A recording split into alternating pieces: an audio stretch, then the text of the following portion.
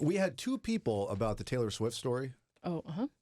Two people quoted a Bible verse Okay. to say you should not play Taylor Swift music in a worship service.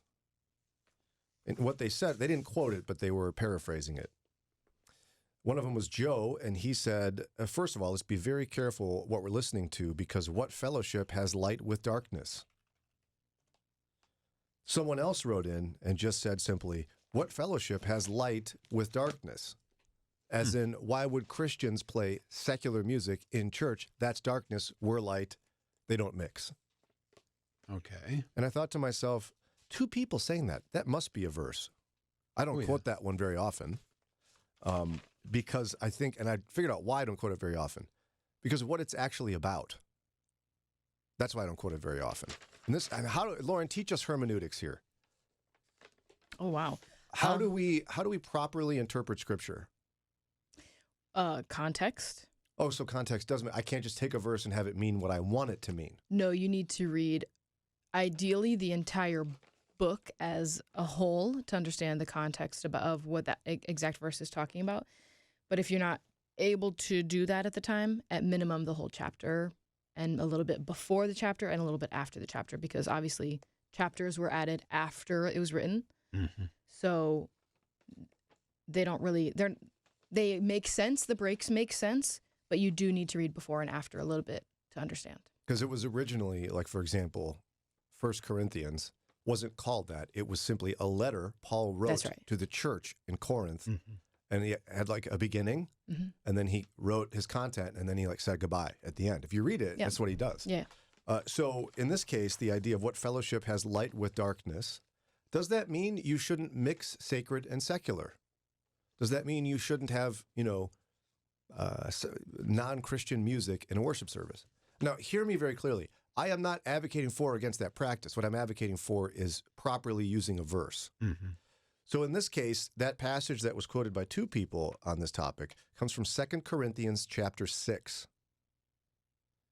And so we don't have time to get into all of the context of 2 Corinthians. But here's what here's what it says in verse 14, because this is where it comes from. Do not be yoked together with unbelievers. For what do righteousness and wickedness have in common? Or what fellowship can light have with darkness? Now, that's the whole verse. Mm-hmm. My understanding of that verse / that section is, like, we use that passage more often in the context of you shouldn't marry an unbeliever. Right. You shouldn't be yoked together, attached to an unbeliever. So Paul using what fellowship can light have with darkness was in reference to being yoked together with unbelievers. Help me here. I don't think there's any direct application to here to the type of music you have in a worship service. No, it wouldn't be a direct application. No, because this is specifically talking about being yoked, being in deep, personal, close relationship with unbelievers. But what if... Oh, good, Ron. Yes. If you read it from the perspective, don't be yoked because of these basic laws, if you will. What fellowship have light with darkness? Like the yoking, don't be yoked, is a result of these understood principles of not having fellowship with light and darkness. Not necessarily the light and darkness is subjected to the yoking, if that makes any sense. I think I'm following you. I mean, because I'm not saying, for example, this means Christians should do everything. Right. But I think in principle, I don't like the concept of the sacred secular divide. There's a lot of Christians who do this. What they do is they say, I'm going to make a list of Christian things, and those are okay. And anything not on that list, bad. Like if it's a Christian movie, as in if the story arc is about the gospel and it's like explicitly made by Christians, good movie. Yeah. If it's not a Christian movie, bad. Even if the quality of the writing, directing, and acting is all subpar, it was a Christian movie, had a Christian theme, Right. so it's good. And we do that with books. Mm-hmm. We do that with lots of things. And I think God is the author and creator of all things. And if anyone has any talent or anyone has anything, it's because God gave it to them, whether they acknowledge it or not. So again, things aren't inherently sacred or secular. It's people. We are, filled as believers, filled with the Holy Spirit. And so I can hear a secular song and think it's powerful and poetic and be done listening to it and go, wow, God, that was amazing. And I've seen churches use secular things in worship Mm-hmm. to great impact. Again, going back to it, all the Matrix sermons from the 1990s. Mm-hmm. So, Lauren, hit me. I'm wrong, right? Go ahead. Let's debate. Or do you agree with me? I think it's a bit of a stretch to put it on music because that's not what it's talking about. This here. passage? Yeah. It feels like a stretch to me. Yeah. Because what I don't think that means then is, if you take it to its logical conclusion, separating light and darkness, that means you can never associate with non-Christian things. Well, that can't be true. Why can't that be true? Because Paul's sermon on Mars Hill. When you look at Paul's sermon on Mars Hill in the book of Acts, he went just, lazily walking through the entire area where they have statues to various gods, found a pagan statue to an unknown god, and then created a sermon about it. Mm-hmm. Mm-hmm. Now, that to me, talk about secular. Yeah. He True. did an entire sermon about a false god, and he used it as a way to point to Jesus. But then also you can look at Paul's answer to the debate about whether or not to eat meat sacrificed to idols. Mm-hmm. His answer was, follow your conscience. So that's right. You could actually have a church picnic if you wanted, filled with Zeus burgers that somebody sacrificed to the cows to Zeus beforehand. But can you imagine the debate that would erupt if somebody got from a Hindu temple, some sacrifice or something, or a Buddhist temple or whatever? I don't know. I'm just throwing it down. Daria, hit me or something. Come on. No, I agree. And I think it's in that same argument where Paul says all things are lawful, but not all things are helpful, which is, again, use your conscience, use your own discernment. There are definitely things that Christians should abstain from, but that doesn't mean we should make blanket statements that all movies are bad or all non-Christian music is bad. Some people might be able to partake in something with a clear conscience that someone else can't, and that is totally fine for both people. Correct. But that's why the Christian life is so complicated, right? Because it's not so black and white. It's full of nuance. Mm-hmm. And one of the better examples, I think Dr. Rydonic talked about this one. I love bringing him up because it makes me sound fancy, is the TV series Breaking Bad. I've heard some Christians say it's an incredible example of what happens when you consistently make the wrong decisions with good intentions, and how you can slowly turn your life over to sin, how it degrades. The premise of the whole thing is this guy, he has no money, he has cancer, he's worried about caring for his family. Those are all good. Mm-hmm. So he makes drugs and sells them. He's going to do it just for a little while. And the whole thing falls apart, right? Now, some people could watch that and it would be a very bad idea to watch it because of some of the content in it. Mm-hmm. And it could be really unwise for some to watch it. Sarah and I watched the entire series. I'm not ashamed to say we did. And I thought it was a powerful lesson in the power of sin in someone's life. And why we need to be very careful about our motives. Mm-hmm. Yeah, my favorite movie of all time is Pirates of the Caribbean, Curse of the Black Pearl. And one of the main overarching themes in that movie is what makes a good person. Because you've got people that are upholding the letter of the law that are not good people. Then you have people that are breaking the law that are arguably better people than the ones upholding the law, which I think is a really interesting moral dilemma. It's one of my favorite movies. Yeah, see? I think you miss out on lessons like that if you create a sacred secular divide in your life. Now, again, this is not my advocacy for putting Taylor Swift music in church. I don't want that personally. In fact, I would prefer to be in a church service with lots of liturgy and hymns. That would be my preference. But I'm not going to yell at this church in Germany for doing something that got a whole bunch of people to show up. And ultimately, as I understand it, probably heard the gospel, but I don't know for sure, which is another reason why I shouldn't wholeheartedly condemn what they do. I had a long drive in this morning, and I was thinking the whole time about, man, you know what? I haven't had a real robust disagreement on the radio lately, and it makes me feel sad. I'm weird like that. So call, disagree about something. It could be small, it could be significant. Let's do it. 440-546-2255. We were chatting about how I am disagreeing with a couple of people made a point, and when we talked about a church in Germany that did an entire worship service circling around Taylor Swift music. Again, I don't want my church to do that. Okay, I don't want to do that myself. But people were using a particular passage from 2 Corinthians, what fellowship has light with darkness, to try to say, oh, can't have secular music in church. I don't think that's what that passage means. I don't think that's what it means. We've had other people throwing verses at us, Lauren. One of them was in Ephesians, right? Yeah, Ephesians 5:11. And what's that one about? So the chapter is called Walk in Love.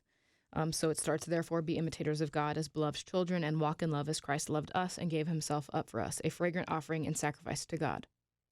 Then he says, but, and lists a bunch of sins. And he's basically saying, kind of like the last passage, don't become enmeshed with sinners. Don't take part in what the sinners are taking part in, because you used to be of darkness. So it starts in verse 10. And try to discern what is pleasing to the Lord. Take no part in the unfruitful works of darkness, but instead expose them. For it is shameful even to speak of things that they do in secret. But when anything is exposed by the light, it becomes visible. For anything that becomes visible is light. So can we apply that to Taylor Swift music in church? Well, the sins that it lists up in verse 3 say, but sexual immorality and all impurity or covetousness must not even be named among you, as it is proper among saints. Therefore, let no filthiness, nor foolish talk, nor crude joking, which are out of place, but instead let there be thanksgiving. For you may be sure of this, that everyone who is sexually immoral or impure, who is covetous, has no inheritance in the kingdom of Christ and God. So I guess maybe if one of her songs was all about... Crude? Yeah, if it was crude or covetous, da-na-na, or whatever, like you probably shouldn't do that one. Is that kind of what you're saying that could teach us? Yeah, crude talking or joking. Mm-hmm. Yeah. All right. Well, there you go. 440-546-2255. I don't think it fully resolves the debate, however.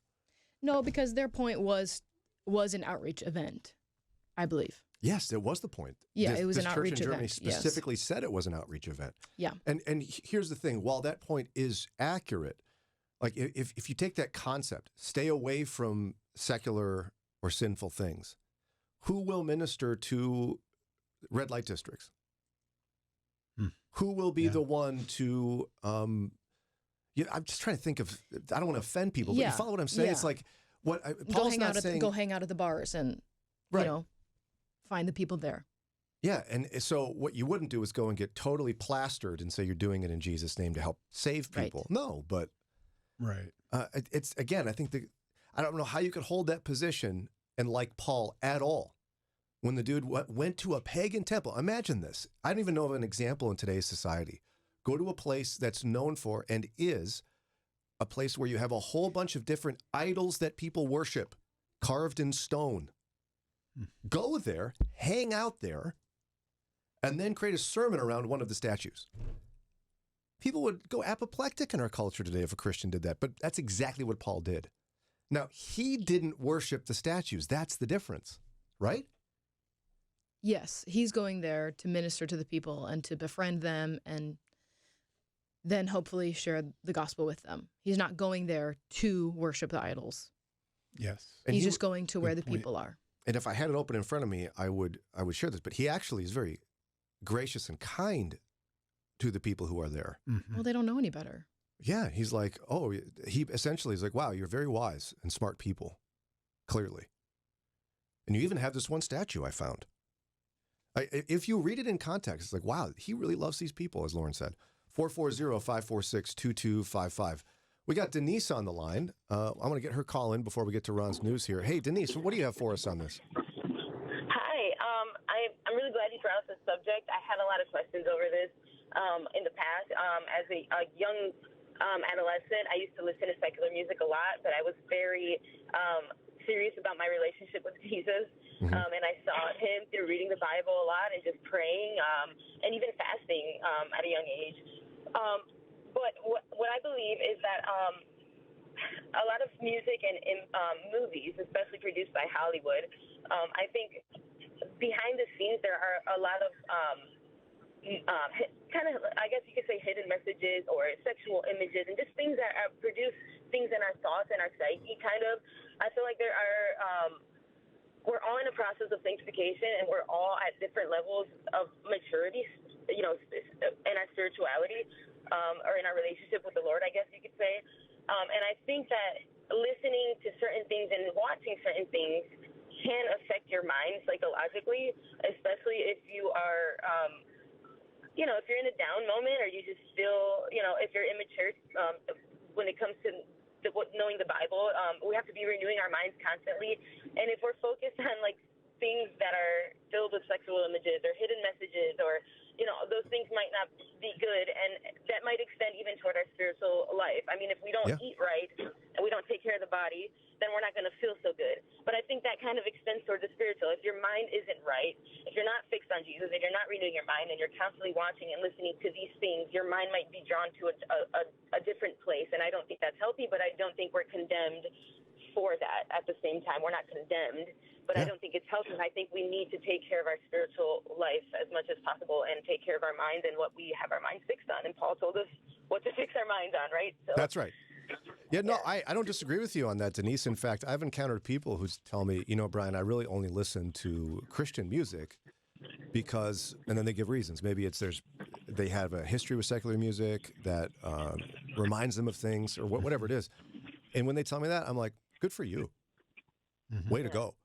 Where I have the problem is when someone has their own conviction on things like that aren't, first issues. They're not primary issues of sin for believers.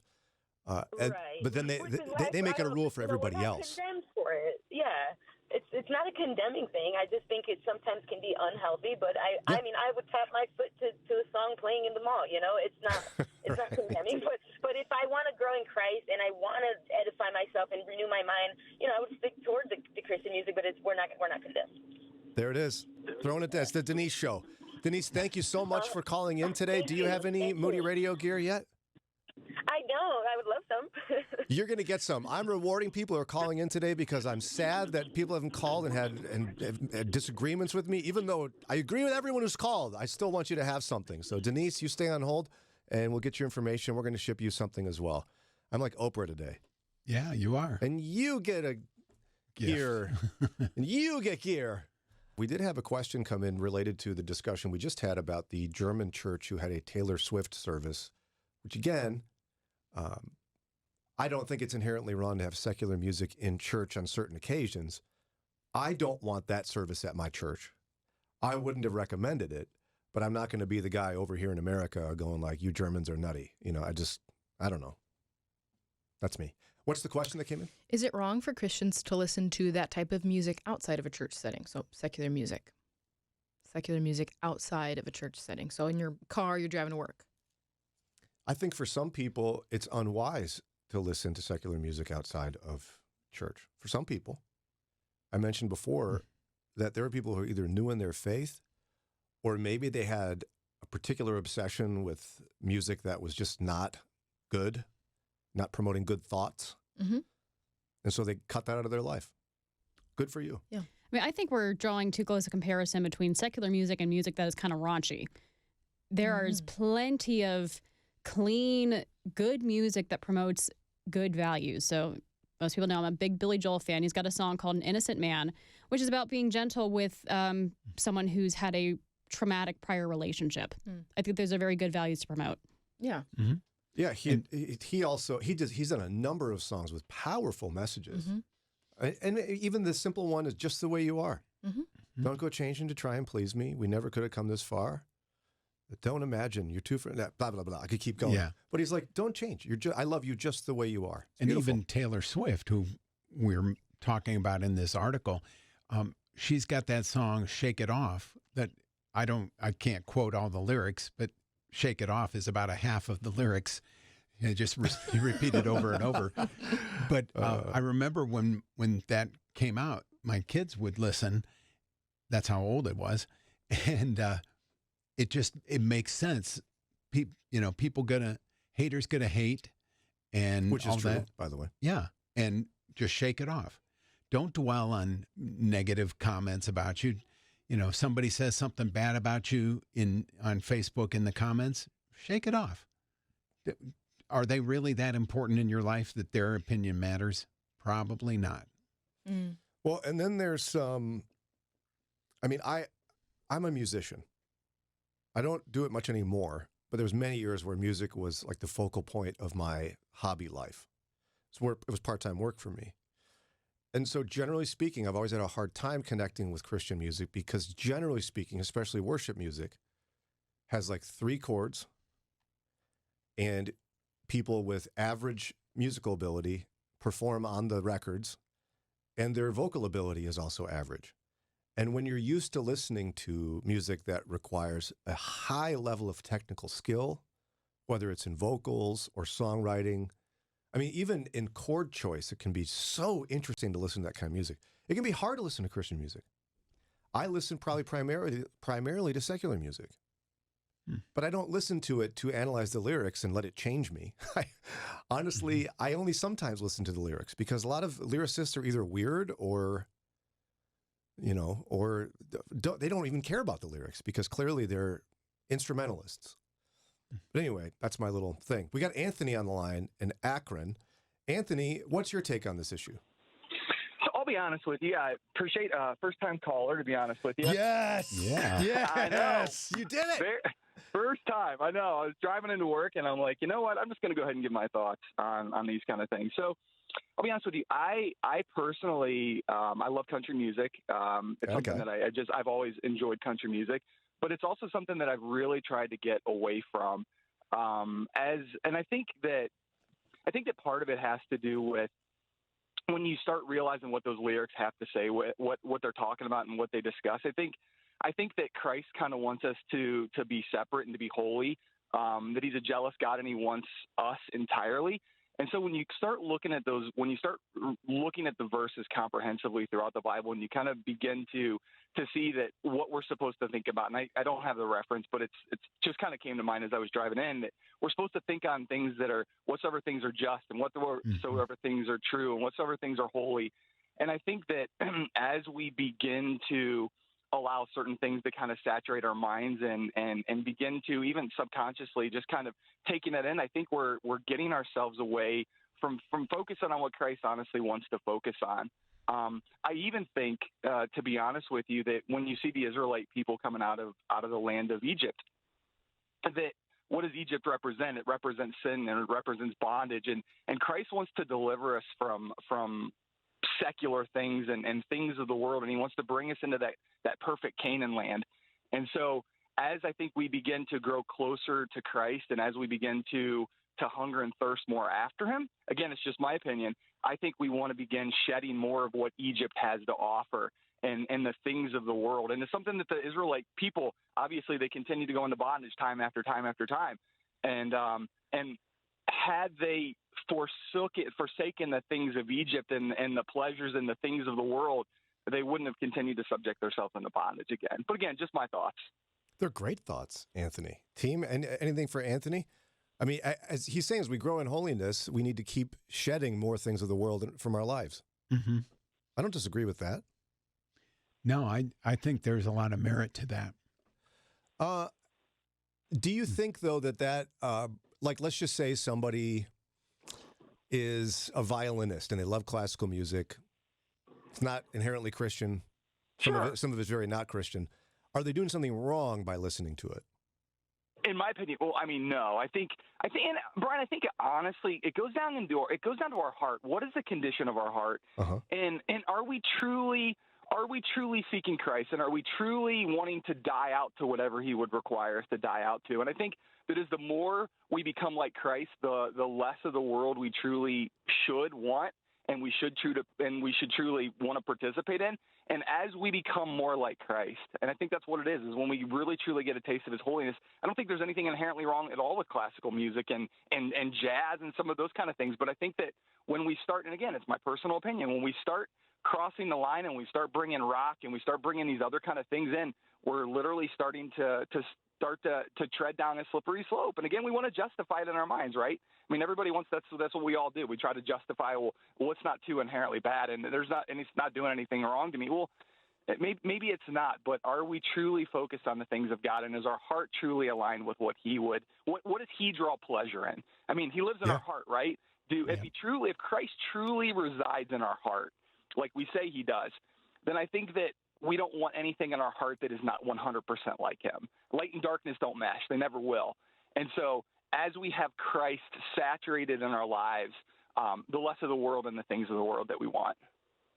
I love what you're saying, brother. I love it.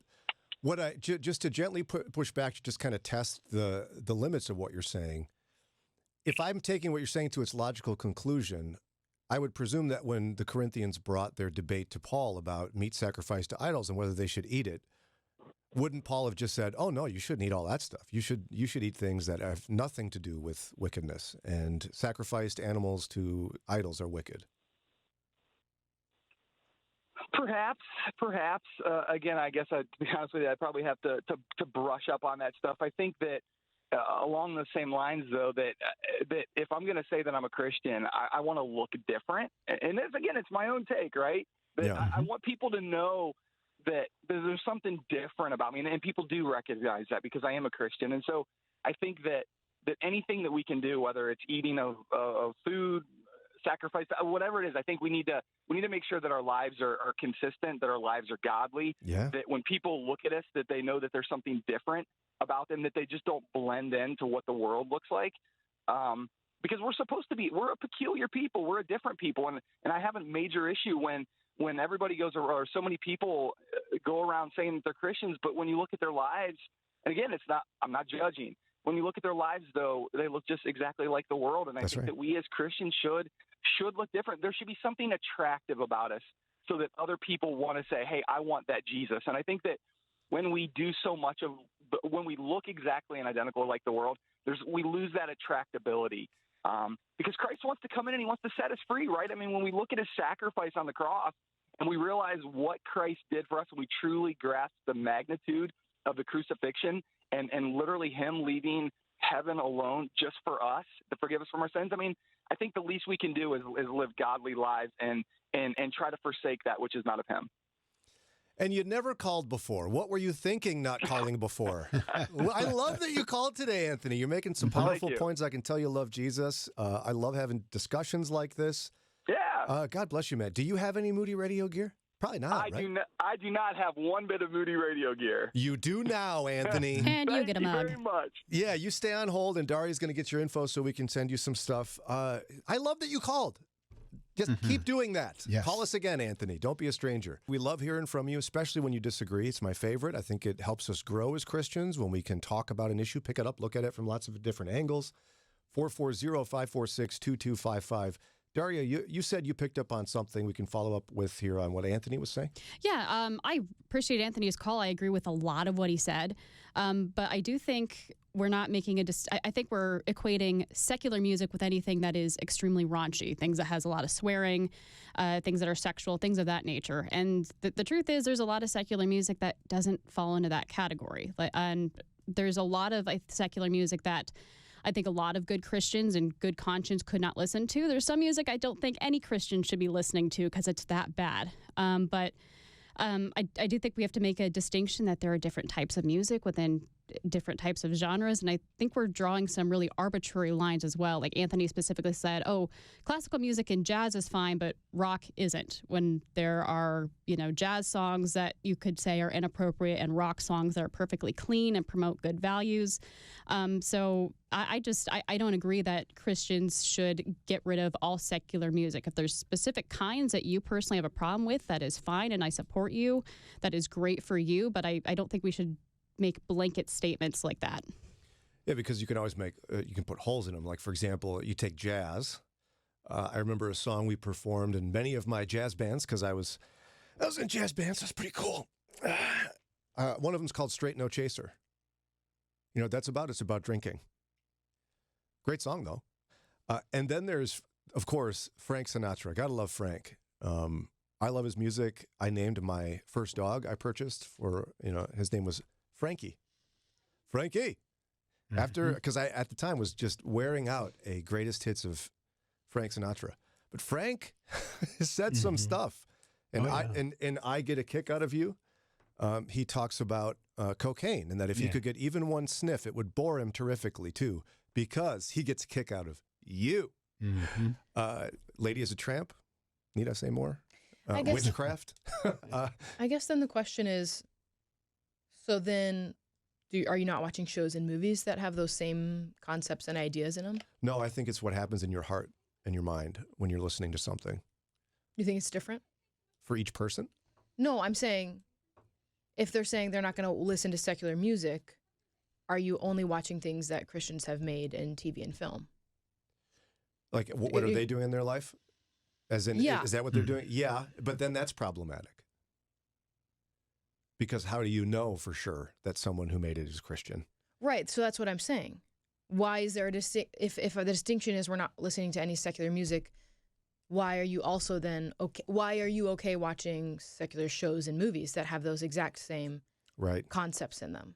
Yep. And as someone who has a background in Christian music, I won't say it publicly, but I have a list of people that in my mind are probably not Christian. Just so we're aware of that. But they know that they can make money creating music that we would listen to. Yeah, and see, for me, it's so much of it's a heart issue. Like, there's lots of different music, and there's specific songs where when I hear them, it takes my mind back to moments with my friends, playing in bands and laughing and enjoying life together.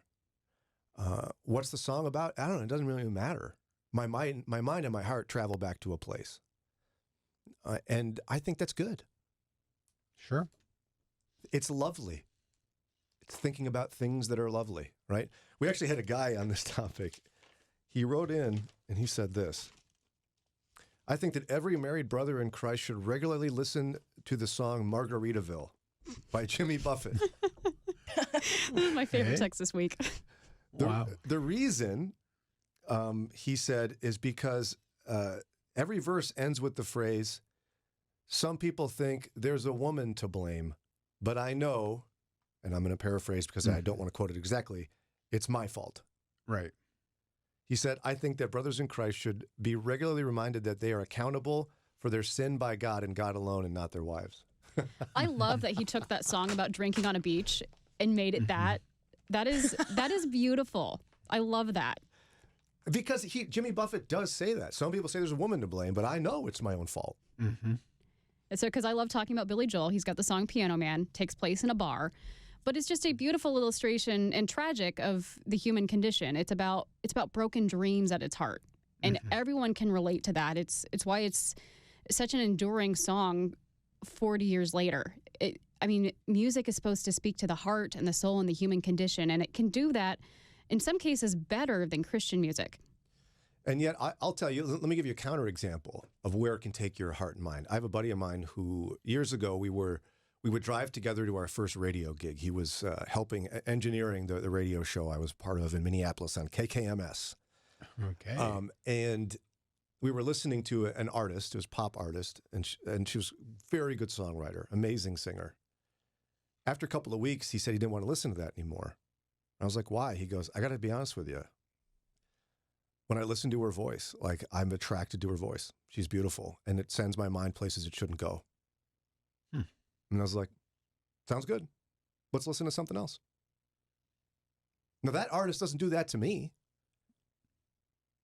But you see where that's wise for him. Yes.